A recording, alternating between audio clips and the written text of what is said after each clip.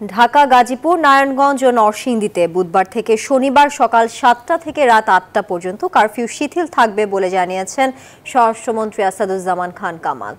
সচিবালয়ের সাম্প্রতিক বিষয়ে 7 জন মন্ত্রীর বৈঠক শেষে সংবাদ সম্মেলনে তথ্য জানিয়েছেন তিনি।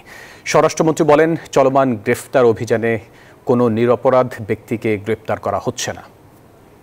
সারা বাংলাদেশেই পরিস্থিতি ধীরে ধীরে স্বাভাবিক হয়ে আসছে এবং স্বাভাবিক হয়ে যাওয়ার কারণেই আমরা আমাদের যে সন্দেহ আইন যেটা আমাদের ছিল সেইটাও আমরা আরও কিছু পরিবর্তন করার আমরা সিদ্ধান্ত নিয়েছি।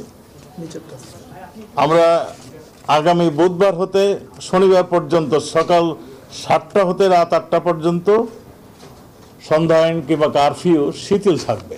নতুন এক্সপেল এর নতুন ফর্মুলা আরপিএম ডি ডুয়েল অ্যাকশনে ঘরের মশা বাঁচবে না, বাইরের মশা আসবে না।